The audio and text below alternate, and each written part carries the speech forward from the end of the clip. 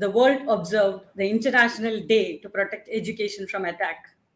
The day was established by a unanimous decision of the UN General Assembly calling on UNESCO and UNICEF to raise awareness of the plight of millions of children living in countries affected by conflict. Did you know that more than 22,000 students, teachers, and academics were injured, killed, or harmed in attacks on education during armed conflict or insecurity over the past 5 years? Between 2015 and 2019, 93 countries experienced at least one reported attack on education. Students and educators were most frequently harmed by direct attacks in Afghanistan, Cameroon, and Palestine. Armed forces, other state actors, and armed groups used schools and universities for military purposes in 34 countries between 2015 and 2019, including as bases, detention centers, and weapons stores. In the past 5 years, state armed forces or armed groups reportedly recruited students from schools in 17 countries. And as the world fights to contain the COVID-19 pandemic, children and youth in conflict zones remain among the most vulnerable to its devastating impact. We must ensure that our children have a safe and secure environment in which to learn the knowledge and skills they need for the future, urges Antonio Guterres, UN Secretary General. In proclaiming the International Day to Protect Education from Attack, the UN is sending a clear message regarding the importance of safeguarding schools as places of protection and safety for students and educators, and the need to keep education at the top of the public agenda. This remains a priority while governments continue to grapple with the COVID-19 pandemic that has led to school closures for more than 90% of the world's student population. Good morning, good afternoon, good evening, whichever part of the world you are joining us from. Global Council for the Promotion of International Trade, GCPIT, Global Council for Cluster Excellence in Research, GCCR, Confederation of Indian Micro, Small and Medium Enterprises, CMSME, UFirst Eduversity, along with our partners, SDG4 India, People of Impact UAE, Positive Ed Limited UK, Predixa UAE, Center for Environment Education Nepal, Southern Voice Peru, Innovation Technology Transfer Office, FITT IIT Delhi, Go Nomading Private Limited Singapore, True Complexion Malaysia, Impact Trackers Singapore, Griha Green Rating for Integrated Habitat Assessment New Delhi, India, the Energy and Resources Institute TERI, New Delhi, India. We are proud to celebrate together the Global Sustainable Development Summit 2021 for unlocking the potential of SMEs for SDGs. A very warm welcome to all of you to day 5 of the summit, where we will be focusing exclusively on SDG4, ensuring inclusive and equitable quality education and promote lifelong learning opportunities for all, and also on how SMEs can contribute towards achieving this global goal by 2030. I'm Aparna Kumar, the Global Co-Chairperson of GCPIT and your host for the event. On behalf of GCPIT, I express a heartfelt gratitude to each one of you for joining us today and supporting us and encouraging us always.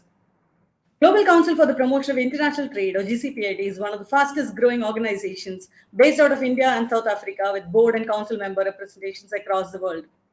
The objective of this organization is to implement relevant major national development strategies, promote foreign trade, bilateral investment, and economic and technological cooperation, carry forward cooperation with overseas trade promotion counterparts, receive overseas high-end trade and economic delegations, and much, much more.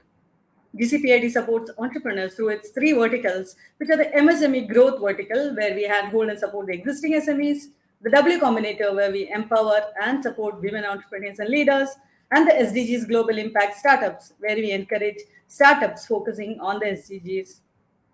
The last whole year, we have organized many premium online events like the Global Women's Business Summit, the Womenomics Global Mission, the Global Technology Summit, the Global Innovation, Incubation and Entrepreneurship Summit, the Global Women in Trade Summit, only to name a few. Now, we are on a mission to empower 10,000 SMEs and 10,000 women in businesses globally through our Brand 10,000 SMEs and Brand 10,000 W Combinator mission by 2025.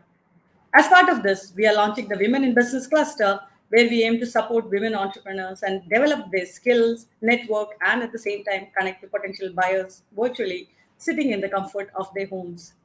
At GCPIT, we are constantly on the lookout for new and innovative ways to assist businesses in expanding their global reach.